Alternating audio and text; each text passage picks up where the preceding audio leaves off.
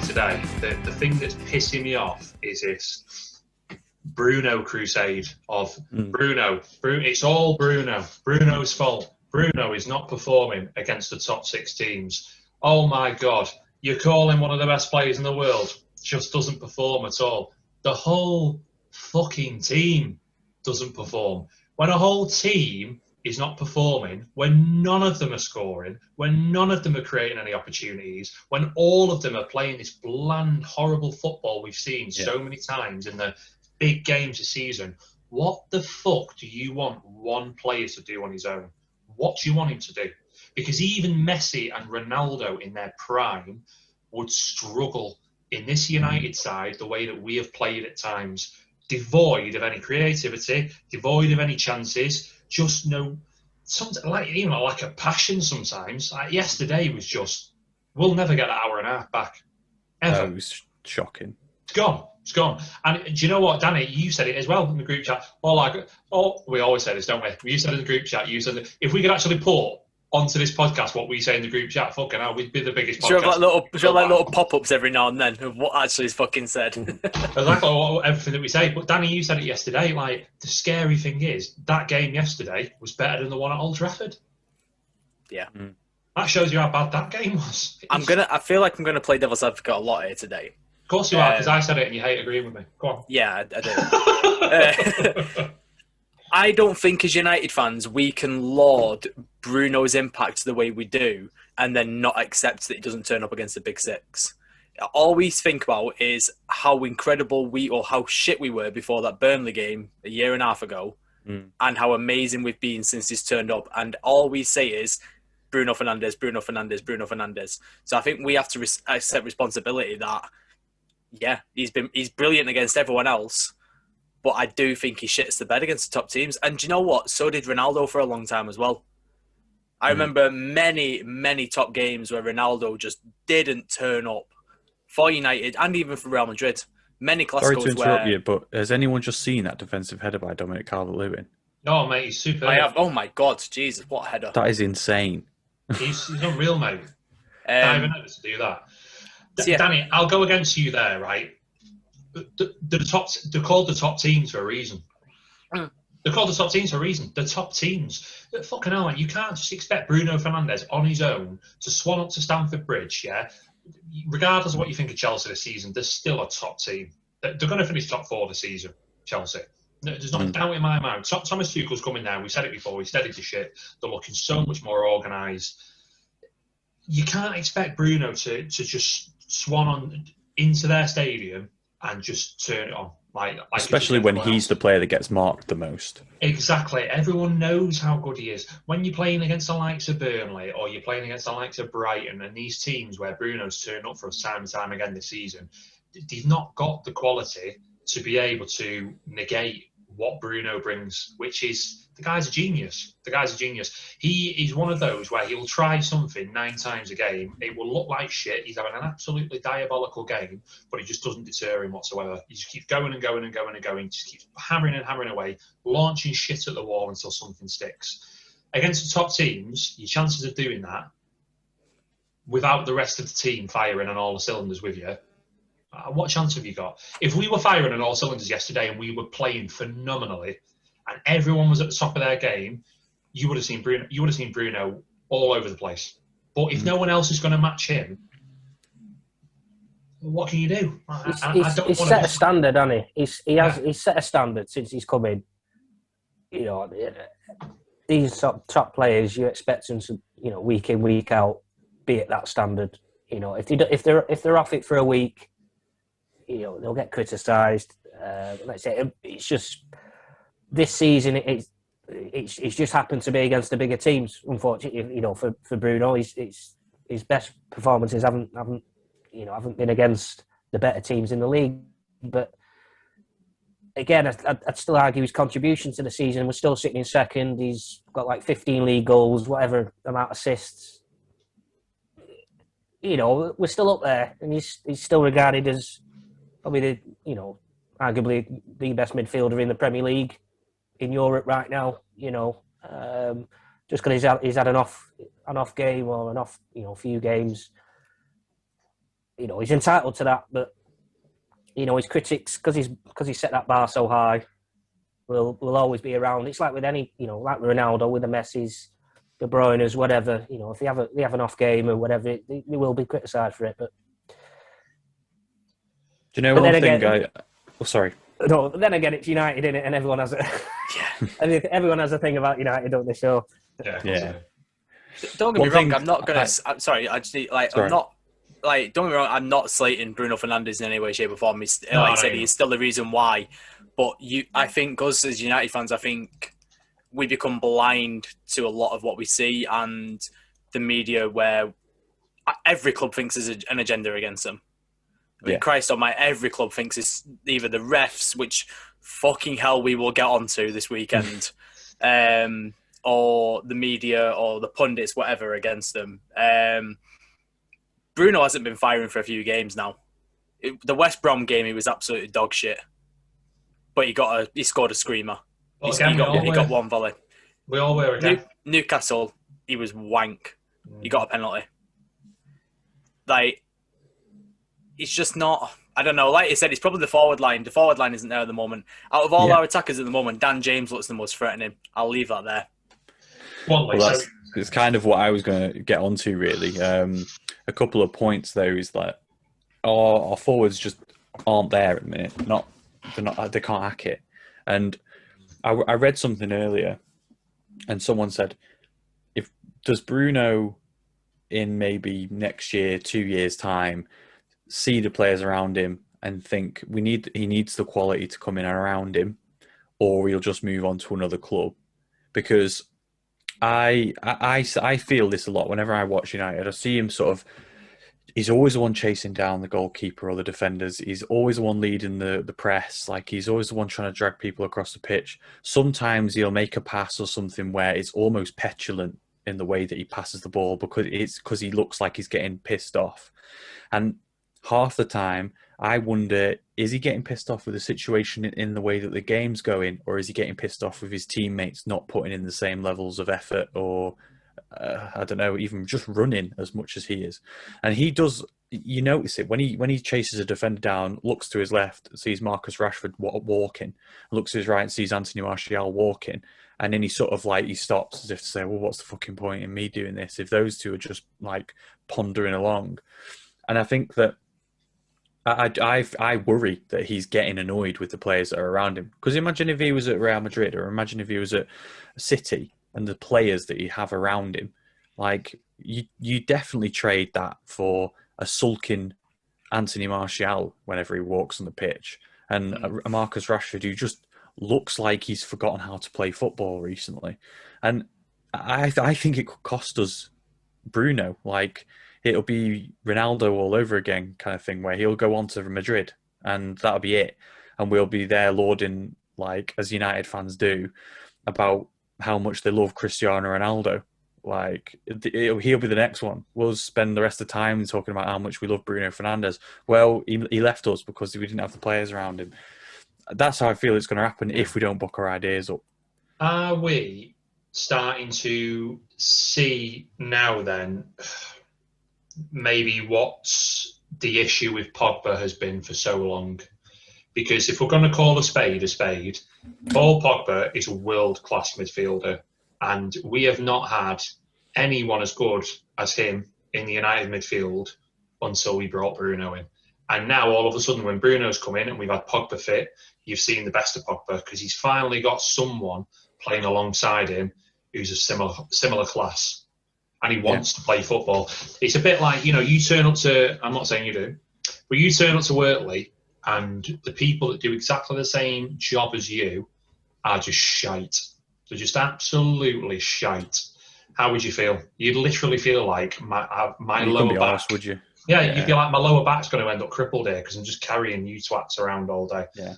I 100% agree with you. I think that's how Bruno feels. I think that's how Pogba felt for a long, long time. I just don't know what the answer is. We've all got different opinions and stuff.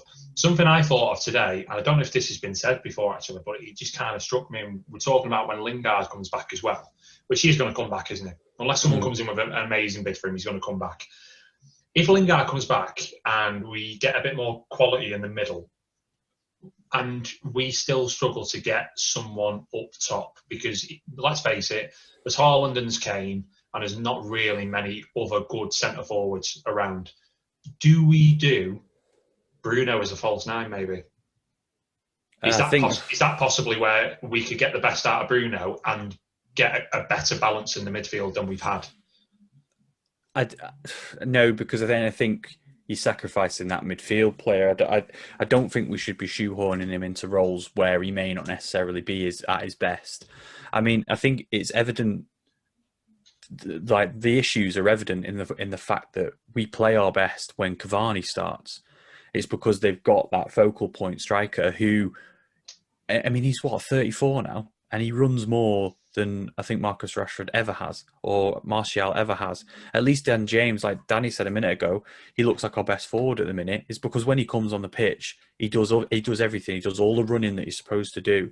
And this is one thing I'll never understand about professional football. Is like, I don't care like what attitude they've got, and I don't care like whether they've had a bad day or something, or whether they're out of form or something like that. The very least you can do when you're getting paid that much money is run. And run until you literally can't run anymore. Like, if you get injured or something after a few games of doing it, then up your fitness and get a better physio. Like, you're getting paid an extortionate amount of money. The least I want to see from you is effort, because that doesn't take skill, it doesn't take talent.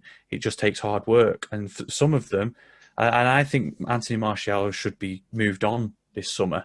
And I'm not just having a go at him because I feel like he might be misproportionately blamed sometimes for certain, I don't know, issues with attack or whatever. But Rashford's been the same this season.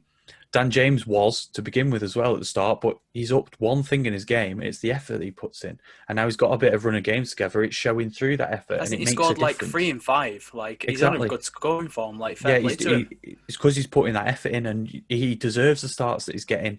And that's kind of what one of our problems is. And now we've gone from thinking, oh, well, our forward line are sound now, to thinking, oh, we definitely need a centre-back. We need a striker at least. We need another winger at least, and probably a centre-back as well, and probably a midfielder to replace Matic. So I feel like we approach every single summer with a new rebuild job that needs to happen. And that we've been rebuilding the squad since Fergie left. Like, how long ago was that now? 7 years. Like, it's ridiculous. It happens every summer. We need this, and this defender needs to come in. This winger needs to come in. Like, it's just not clicking for us at the minute in terms of getting all the players right in the right positions. And Guardiola said it himself the other day when he said, well, what's contributed to you winning 20 games in a row? He said, we've got an amazing amount of money to spend on the best players in the world. Like, but they've got it right. Sure, they went through a few different centre-backs and defenders before they got it right, but they've got it right now. And look at that squad. Their entire bench would start for any other Premier League team. Probably any team in the world. You've got to kiss a few frogs before you get your prince. Yeah. Like that's what. Look at that face. Look at that. It's the right analogy though. Just while you were talking, then I did a little search about when Pogba joined, because you were talking about Pogba and world class players. We'll move on for United in a second because I don't want to talk about it anymore. They're fucking depressing me. All of Pogba's assists pretty much went to Ibrahimovic, a world class striker. His best link up play was with Juan Mata, who 4 years ago was still world class. He was outstanding. But for the most of his time, he was playing with Morgan Schneiderlin and Daley Blind. Yeah. He looked great in Italy because he was playing with Andrea Pirlo and Claudio Marchisio, two fucking world-class central midfielders.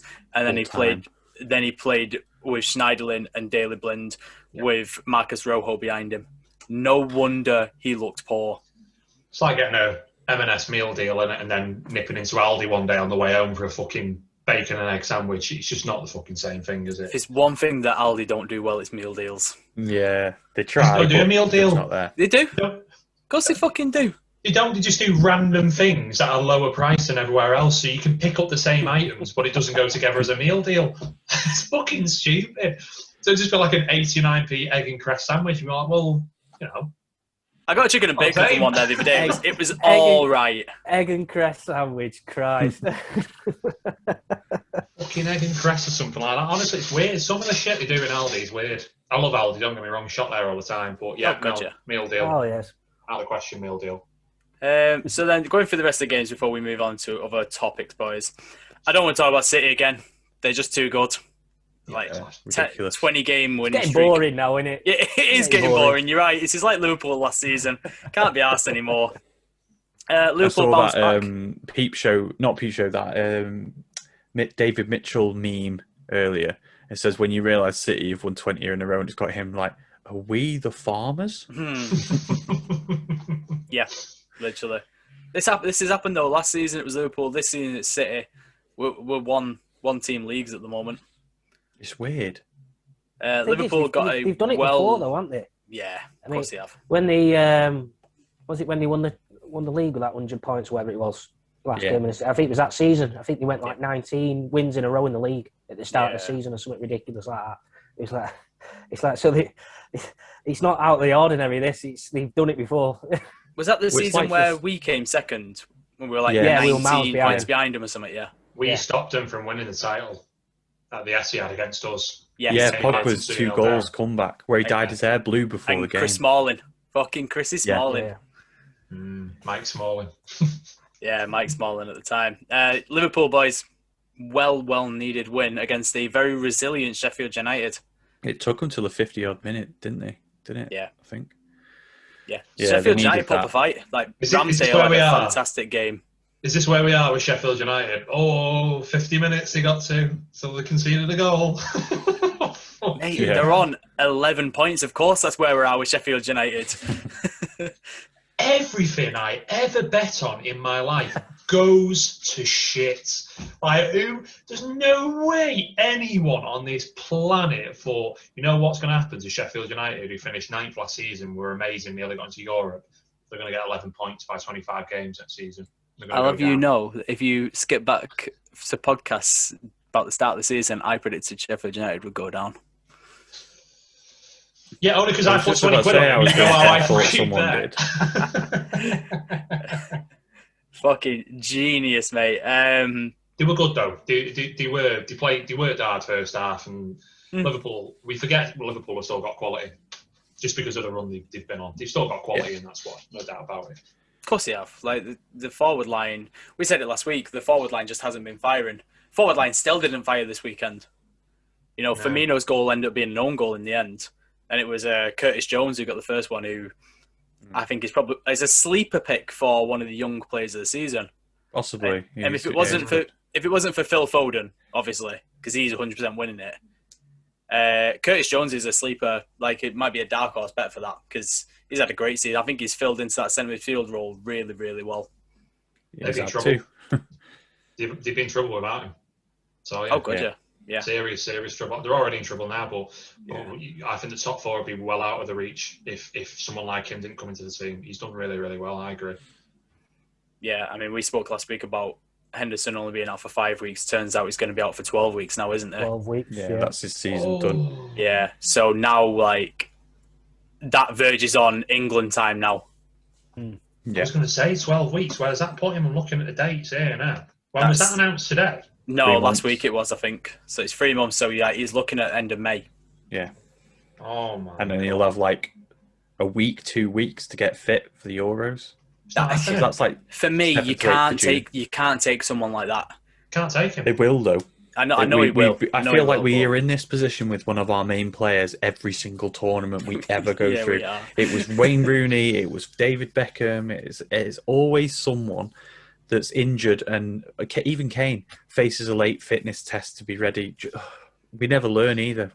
We never learn. It just goes to show you, doesn't it? Like, for where we are as England fans, if you would have said 4 years ago, you know what, in 4 years' time, the Euro is going to be coming around, and Jordan Henderson might not make it, we would have all been like, and I don't know why we bothered. But obviously we've realised in the last couple of seasons how important he is. And full credit to him as well, because I think he's proved a lot of people wrong, especially the last couple of seasons. Yeah. Out of all top players in the league, he's probably some of the most amount of doubters out of anyone. Yeah. And he's proved almost everyone wrong. So I keep saying he's done more than Gerrard has. Gerrard couldn't win a title. And we want to talk about Scottish football, boys, because there was a momentous announcement the other day of Neil Lennon admitting, you know what, you can't hack it anymore, and he left Celtic so he doesn't have to watch Rangers lift the title at Celtic Park. Dale, I'm seeing you take a sip of the whiskey, so I'm coming straight to you, mate. I know you're ready for this. Your favourite club losing their manager. I'll tell you what, he just couldn't stick it out, could he? He couldn't bear to do it, could he? No. What was it? 7 points he needed, or whatever it was. Yeah. It's sort of been written for a long time, hasn't it? I mean, Rangers winning that league, it's been done and dusted for a while now. But I mean, we talk about Liverpool and their, crumble from title winners last season to where they are now. I mean, Celtics is just as bad. I mean, they've gone from winning the league last season, how many points it was, to falling 20 odd points behind, Rangers this season. But yeah, Neil Lennon he got out. I mean, he didn't even get out with any credit anyway, but he just couldn't bear to stick around for those final few games of being called champions. But couldn't die on his sword, could he? No, couldn't die on his sword. No. It's so funny though, because it almost feels like all their fans now hate him, even though he's practically won them the majority of the last 9 titles in a row that they've won as a club. Hasn't he been manager like 6 times? I swear whenever they sack someone, he comes back in. It's worse than Jim Gannon and Stockport. He'll be back. He'll be back after whoever they get in next and sack them eventually. They had a cup final the other day. Who was it? Like St Johnstone and Livingston or something like that. It's the first time a team, apart from Celtic, has won a domestic trophy since 2016. Will you please, honest to God, honest to fucking God, mate. Dale, you said before, crumble, fucking hell, man. If Liverpool are apple, then Celtic are fucking rhubarb, man. It's just been a fucking catastrophe all season. They have been absolutely shocking. There's a sound clip. The standard of the football up there is dead. I'm sorry, it's dead. When Henrik Larsson turned around and went, "See you boys, I'm off to Spain," the whole thing just died. Like there's nothing up there since. There's been a couple of moments here and there in like Europe and stuff. Rangers, for some reason, are amazing in Europe. I mean, that's going to be the most embarrassing thing for me. If Rangers go and spank Slavia Prague now and send them crashing out of the Europa, look what Slavia Prague did twice to Celtic earlier in the season. 4-1 at home and 4-1 away. And to Leicester as well. And yeah, Leicester dumped Leicester out, like no problems whatsoever. I know Leicester are obviously struggling for injuries and stuff. We'll probably get onto them in a second, like undoubtedly, but you should be beating Slavia Prague. No disrespect to them, but you should be beating Slavia Prague. I couldn't tell you one of their players. Souček. There you go. He don't even play for him anymore. He just wears a shirt. He's a little passion merchant at home on FaceTime. They put out a good team. Schmeichel, Amati, Evans, Soonchu, Thomas, Tielemans, Ndidi, Under, Chowdhury, Albrighton, and Jamie Vardy. That's not a bad team. No, it's good. Harvey Barnes came on, so did Castagna, so did Ricardo. Did any of you see that tweet the other day? Like guy said, Harvey Barnes is never Harvey or Barnes. He has to be Harvey Barnes. Yeah, I've seen that.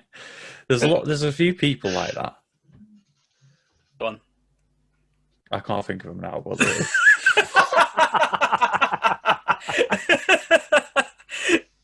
It's been a long day. I'm done. I'm literally done. That is the best moment that's ever happened on this We'll end it on that. Yeah, he went off with his ankle strapped up, like full on blow up cast on straight away. So I'm hoping that he's not too badly injured, because he could be a shoe-in for an England squad spot, I reckon. He has to be. He's been so good. But unfortunately, it looks like it might be quite a lengthy one. I've seen Johnny Evans came off. Did he get injured as well? Yeah, he's injured as well, Johnny Evans. Yeah. That's a bad miss, that, because I think he's been incredible this season. Mm-hmm. I think he's been really good. And I believe Fofana's still out as well. Yeah. So that leaves them with a massive gap at the back there. Fofana's out, Morgan's out, Justin's out again. So there's your whole defence gone straight away. They've got Soyuncu from last season, who hasn't been the Soyuncu from last season. Yeah, he hasn't been as good since he kicked Josh King in the back of the net. I mean, have they missed Maddison? I mean, he's been out those last two games against Slavia Prague and Arsenal, and they scored one, conceded 5 in them 2 games. But I said before, I was a bit surprised with the result of the weekend. With Arsenal beating them, but then again, I'm looking at the home form this season at Leicester's, and to be fair, it's pretty poor. 19 points from 13 games. I mean, the away form, the second best, the joint top in the away form with City, 30 points from 13 games. How are we not top of that table? We're a point behind, 29. Ah, right, okay, fair enough. Fucking draw every game. That's true. Yeah. So Leicester have been kind of like us this season at home. They don't know what it is. They've just hit and miss. Hot and cold. You see some of the results. I mean, Fulham went there, won. West Ham went there at the start of the season, absolutely nailed them. Was it 3-0? Yeah. They've had some really poor results there at home this season. So I mean, I might retract my comment regarding the surprise home loss there. I think there's clear parallels between us and them this season, and it's clear when there's only 1 point between us in the table. They can't break teams down. When teams sit back against them and they're expected to break them down, they just struggle to do it. It's exactly like us. Yeah. And then away from home, pressures, even with no fans, pressures off them, and they can play the sort of counter-attacking football that they want to play. I mean, Jamie Vardy's key to that. But even this season at times, they found ways of doing it without Jamie Vardy just because of the quality of the attacking plays that they've got and the speed they've got up front with the likes of Harvey Barnes. So when you're missing Maddison and Barnes all of a sudden, you're literally back to plan A, which is someone needs to play the ball in behind and hope that Vardy runs onto it. Well, Lee, you've been a massive advocate for Maddison this season and last season as well.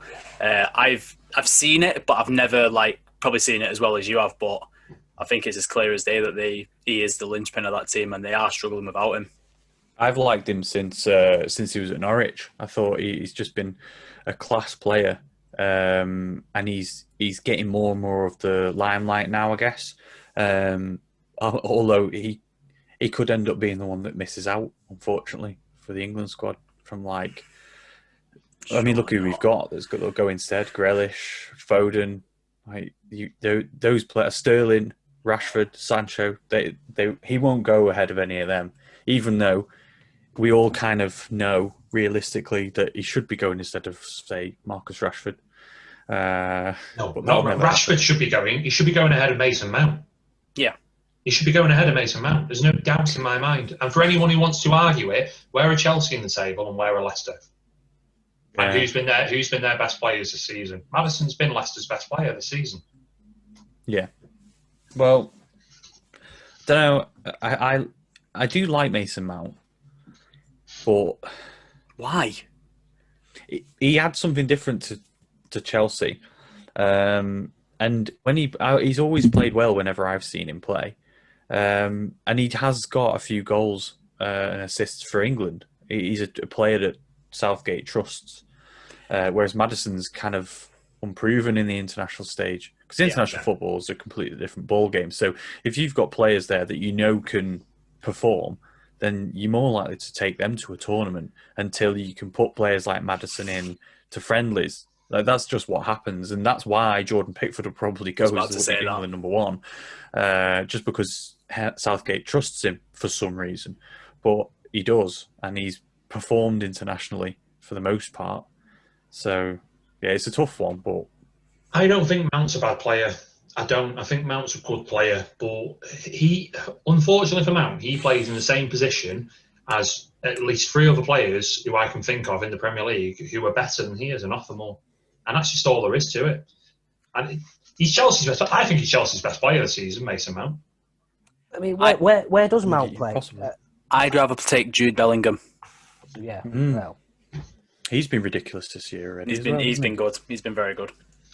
How many shirt numbers has Mason Mount retired? None. How many shirt numbers has Jude Bellingham retired? 1. Thank you, Collins. You rest my case. Get him on the plane. Imagine if Southgate said that in a press conference. Well, how many fucking shirt numbers has Mason Mount retired? Do you want to fuck off? What are you? Is Mason Mount a Birmingham City legend? No, he is not. Decision made. Yeah, you're probably right. If they want to get into Europe next season, winning this Europa League is their realistic chance, I think. And I Which think they won't do that. because we're winning it. I think they'll take a lesser interest. They'll take a lesser interest in the league because I think Arteta knows that. I think he knows that Champions League, the Europa League, is an absolute priority for them. Yeah, I mean, don't get me wrong. He'll Arteta will probably still put out his strongest squad in the league until it's mathematically, not possible, to qualify and stuff, and do what Mourinho did with us, a few years ago. As soon as top four was out the game, right, full focus was winning the Europa League. So I think Arteta might go down the same road, possibly just to try and get some sort of European football for next season. Just looking who they've got in Europa League. Olympiacos, the team that did them last year. Yeah. That went well. Written in the stars. Yeah. Also, did you see that Zlatan's out of our game? Both games. Is he? Yeah, he's injured. Yeah, injured. He's got a ductor injury. Oh, no, we were still going to win anyway. Yeah. Honestly, Milan the parallels between Man United and Milan have been there for years and years, and they remain still now because we're both second, we're both rebuilding, we've got young squads. It's kind of fitting that we've drawn each other. Yeah, the new pretenders. Do you not think it's the arrogance of us, though, to say, like, we'll wipe Milan aside? We do it every time. Like, we said we were going to wipe Sevilla aside last season, semi-final. Yeah. That went well. We won't wipe them aside. We will not wipe them aside. They're going to make it a good game. They've got some very, very good players at Milan side. Yeah. But I do think we edge it. It all depends on how the league table ends up, as far as I'm concerned. If we finish in that top two, I'm still not asked. Well, how's Serie A looking? Is Inter Milan top of the table? Inter Milan top, Milan second, Juve third. Is it close, though? Relative. Inter won the derby the other day to go 4 points clear. Juventus have had the worst start in the league at this point in the last 10 years, apparently. Here's an interesting point, actually. You talk about Juventus. Did anyone see the quote from Antonio Cassano the other day? Yes, I did, about Ronaldo and Juve, Yes, so basically he said that he thinks the Ronaldo experiment has been a failure and Juve have gone backwards. Juve signed Ronaldo to sign the Champions League, and since then they haven't done it. This experiment has been a failure. And I was like, what? Like, you can't... What we're talking about, Bruno Fernandes, one player is not going to turn you to a title-winning team. No. Like, that Juve squad is not the Juve squad of old. No. Ronaldo isn't the Ronaldo of old. No. He is old. He's 36. He's 36. Like, what do you want? Even in a slower paced league, what do you want from him? And you know what? Antonio Cassano, what the fuck did you ever do in your career, you dickhead? Shit. You retired, you came back, and you realised you were still shit, so you retired again. So I'd say what you say with a pinch of salt. If it was Andrea Pirlo who said something, or someone relevant to the situation right now at Juventus who's played for the club before, and he said something like that, all right, I might pay some notice. I'm not fucking paying attention to fucking Cassano. Piss off, mate. I bet Ronaldo's thinking the same thing. A bit aggressive, that. I don't actually know him. I'm going on like he's fucking robbed money off me or something like that. Yeah, you'll be sending him a text later. He's not arsed. Ronaldo won't be arsed. He'll look at that and just laughed. Yeah. He's one of the greatest players of all time. What am I bothered about your opinion for? He'll be like, look at my trophy cabinet. Serie A table is interesting, though. Inter Milan on 56 and 52. Then you've got Juve, Atalanta, Roma, Napoli, and Lazio all separated by 3 points. Wow. That's the tasty, battle that Juventus are getting themselves dragged into there, aren't they? Isn't it just? Isn't it just? The last few years have always been Juve, Napoli, and Roma challenging for that title. And all three of them are out of the top two spaces because both Milan clubs are in there. We're apparently after Nikola Milinkovic again. Yeah, I mean, that's going back a few years, that when, Inter Milan was up there consistently, sort of year in, year out, and Juve. We're going back quite a few years there, but that was the battle over in Italy, wasn't it? Well, Juve's dominance has been the same as Celtic's. Yeah. Inter haven't been a good team domestically since the Mourinho days, maybe. Yeah, since 2011-ish. since Diego Milito left them. What player? Oh, He that was Champions class. League final. I Oh, mention him every time, but what a baller. yeah. I will bring him up anytime I can. Well, I think, boys, that leads us on very nicely to... You know what? Under 18s, yeah, we're fair on you. No, it's just not something you do. No. Just not that week. Here we go. Oh, dickhead of the week. Dickhead of the week. Well, I put it in a group chat. I think it was the day after we did this last week. The Mexican game, where there's two dickheads of the week in this one, where there was one. Basically, one of these teams, the players got a run on goal, an open goal. The player, he's got a wide open goal, hits the post. The ball hits the post. So, dickhead of the week, number one, you shouldn't be missing an open goal. Oh, yeah, I know where you're going with this. Sorry, I've zoned out there, but yeah, I know where you're going. So, you shouldn't be missing an open goal. So, dickhead of the week, number one.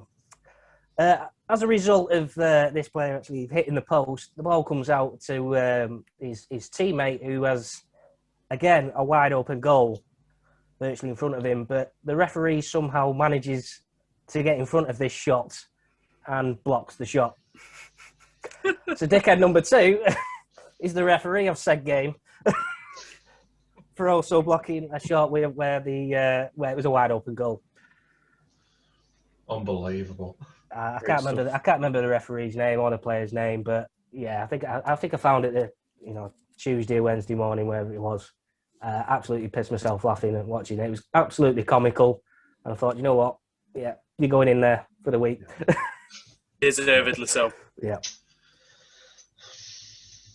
Great. Boys. Anyone else? Do you want me to go? I'll go. Yeah, go on, Yeah, go, mate. Got a couple. First one, I have to bring it up because I'm still pissed off about it now. But it's rugby, so it's not quite football. But it's seethed me so much. Pascal Gauzet, the French referee from the England against Wales game on Saturday. He essentially, it's like, to put it in football terms, what he did.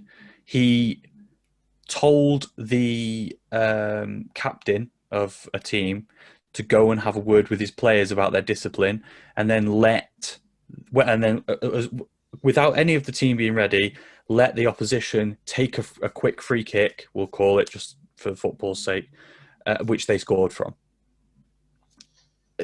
Honestly, I've never seen a refereeing performance so bad in my entire life. And then he also let go a knock-on, which basically in rugby means you not lose the ball forward, which is a blatant thing. Everyone knows it when it's happened, but they gave it as a try, even though it should have been a knock-on. And then has come out today and said he admits he got both of them wrong. Well, it doesn't fucking matter now, does it? So that's my first one. Second one, for kind of the same reasons, is Lee Mason. Because what a shambles of a man for almost exactly the same. Honestly, it was like the carbon copy, rugby and football. So in the football version, in Lee Mason's version, he blew the whistle to let them take the free kick while still organising the wall. And now, fair enough, like, you've got to be ready in that situation. Like, at least in the rugby, the team who aren't quite ready wasn't culpable at all, because he told them to go. He told him to go and speak to his players, and they got in a huddle to speak about what they needed to talk about. And then while they're in a huddle, he blew the whistle and let them. Anyway, in the Lee Mason incident, he blew the whistle. They took the quick free kick. It went in, great strike, and then blew the whistle again before the ball went in the net, which meant it technically then, I think, couldn't be ruled by VAR because the ball had not crossed the line before the second. Like, what are you playing at? And it just feels like the standard of refereeing in football is getting worse. As I'm sure someone else is going to mention the refereeing in the Manchester United game for the penalty. I was about to say, should we just sweep all this up with all sports refereeing? Yeah. So that's me. So what was that? It not Did he not know he blew the whistle for the first time or something like that? So what he'd done is, from my understanding, Lewis Dunk has asked to take the free kick quickly, which you're allowed to do. Henry has been doing this since, 2003? Like, Henry did it years ago. He asked, can I take it? Yes. And Gary Lineker brought up a very good point on Twitter, actually, where he said, why, if you're the attacking team, if you've lost an advantage because a player has given a foul, do you then lose the advantage by letting the other team set up for a wall? Yeah. Like, it should be your free kick to take as and when you feel like, which I completely agree with. Like, it's an attacking advantage, you should be given it. So what he's done is he's asked to take the free kick. He's gone, yep, he's blown the whistle, but then he shit himself not thinking that West Brom are ready. So he's blown the whistle before the ball has crossed the line. So if he'd have blown it after it crossed the line, the ball was active when it out of play, so it would have counted. But because he's blown it before, even if it's an inch before the line, it's dead in play. Like, the play is dead, so we can't rule anything of it. So he shit himself. Yeah. And he lost control of the match completely. And from what Lewis Dunk was saying as well, he couldn't offer an explanation out to the players. And that, for me, is the number one issue. Why are referees not being asked? Why are they not being quizzed? Why do they not have to stand in front of the TVs at the end of the game and explain the decisions? Mm-hmm. It's awful. That video came around today again of Jared... What's his fucking name? The Australian lad that moved from the Australian Premier League to the Championship. I know exactly what you mean. Yeah, it was his final game, and they hooked a mic up to him so we could hear all of his conversations with his officials and the VAR. Oh, yeah, I've seen that. Yeah. That is, and the way, not just being able to hear him, because that's outstanding, but you actually hear him going explaining stuff to the players. And it's like, he was like, there was an offside goal that got given. He's like, what about the other one? He's like, oh, no, he was on. Like, he's on some. He's like, the first one, he was definitely on as well. And the players accepted it because he'd sold it all and he got it all right. The English referees are fucked. And for once, it's not Mike Dean. Yeah. It's getting to a point now where at first I thought it was Hollywood Dean, but now it's all of them. There is not a single good English referee apart from maybe Michael Oliver. Mm-hmm. We've got one referee. What's that? The bald one called? He's quite good as well. Mason. The bald fat one, Lee Mason. No, there's another bald one. He looks like my boss. I can't think of his name, but he's a decent referee. Yeah, it's just my dickhead would have been Stuart Atwell. Horrific. To go over to VAR, first of all, to not see the handball. You're looking directly at it. It's bounced off his hand twice in an unnatural position. VAR have told him to go over and look at it because you think it's a penalty, and he's still decided, nah, it's my game, not a pen. I do all this arguing for VAR and defend it, and I do defend VAR, and I think it's the refs and the rules that are at fault, and it's just been further proved this weekend. VAR should have said to Lee Mason on that Brighton game and said, I know the rule is you've blown the whistle, so it's dead play, but Johnston was never saving it. The game. Yeah, Johnston was never saving that ball. It was going in. Give the goal. You should have said to Stuart Atwell, it's handball twice. You've got it wrong, mate. Give the penalty. Yeah. Because otherwise, what power have they got? What's the point in it? The refs are going on a power trip now where they're controlling the games. And then we get up with referees like Mike Dean, who just give out red cards for fun and want to be the centre of attention. The game's not about the referees. Don't get me wrong, there's a place for referees and we need them to be in the game, but we need them to be better. Yeah. You just want to be centre of attention. That's all it is. You just want to be centre of attention. Mike Dean, Stuart Atwell, the fucking lot of them just want to be centre of attention. And it's the sheer arrogance of the fact that, no, we're not going to make the refs up. No, we just don't think that's not the way forward. Interviews with the referee at the end of the game. No, what they say goes. Don't you dare say anything about the referee's performance. We're going to fine you. Oh, we'll ban you. Ollie, and Luke Shaw today have been cleared. They've been cleared. Do you know why they've been cleared? Because Luke Shaw 100% overheard what Stuart Atwell said to Harry Maguire, and he has 100% turned around and said, if I give this penalty, if I go with what VAR is telling me to fucking do now, because he's clearly handballed it, right? If I go with it, it's going to cause a fucking stir, so I'm not giving it. What kind Which is of fucking ridiculous. justification? Exactly. What kind of justification is that, right, for making a decision in the game? Have some bollocks, right? Use the laws of the game that have been put in place this season, right? That is a handball. I had a conversation with someone on Twitter about, I can't remember for the life of me, I can't remember what his name was. I think it was Billy from Total Screamers podcast. And I come across a bit aggressive at first, so if he's listening to this, apologies, mate, because I calmed down after I was fuming. Was it a penalty? Yeah. Let's be honest, harsh. Yeah, it would have been harsh, right? But that, this season, is a penalty. Eric Dyer had a ball headed at him, and he wasn't even looking in the direction of the ball, and it was a penalty. Yeah, they've done it with offside this season. We banned that. The most stupid one I saw was a Bamford one. I can't remember who it was against, where his pinky finger or something. West Brom, when he was pointing for where he wanted the ball. Ridiculous. Tyrone Mings against City, where apparently he played the player onside because he started a new phase of play, and then they go and change the rule the next game. You need to make a rule, and that is it. It's consistent across the board. You cannot just decide what is one thing one game and then another game. It was handball. It's handball. VAR's told you to look at it. He touches the ball with his hand. It's up here. It's in an unnatural position away from his body, and he's affected the trajectory of the ball. It's fucking handball. And for you to turn around and say, oh, no, I can't give that because it's going to cause a stir tomorrow in the papers. Fuck off. You're not good enough. And 99% of people are not good enough to be a Premier League referee, and there's nothing wrong with that. And I'm not condoning abuse of referees and stuff. What happened to Mike Dean a few weeks ago is disgusting. I should never, ever go that far. But I am allowed, just as everyone else is, to criticise your performance. You have to take accountability for the decisions you're making on the pitch, and you are not good enough. You are not good enough. So you need to drop down to the lower levels, you need to get some fucking experience in, and you need to build yourself back up to a standard where you are good enough to officiate at the highest level. Because if you're not good enough and you can't deal with the fucking pressure of a Premier League game with the cameras on you, when fans come back in the stadium, what do you think is going to happen to you? You're going to be lynched. Not strong enough. Lee Mason, Stuart Atwell, Mike Dean, a lot of them this season, piss poor. Just be better.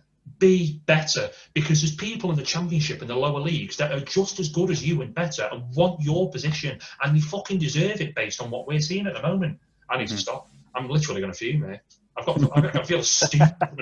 As a joint, I think all three, refereeing, match official, whoever, I think you're all joint dickheads of the week. Nice one. It is ruining the game as well. That's the worst part about it. Just ridiculous. It is. We've gone from, like you said, having a tool that's supposed to help us and not talk about referees anymore, to referees being the only thing we're talking about at the moment. Spoiling games, spoiling it. Do you know what? Thank fuck fans aren't in the stadium. Because Jesus. Yeah. Could you imagine? They'd be uproar. That's why I'm getting so pissed. I apologise. I've literally just lost my head then. But God, do you remember what football was like a few seasons ago when we didn't have VAR? And I said I'd take the odd offside goal now. Yeah, I would. The offside one for me isn't.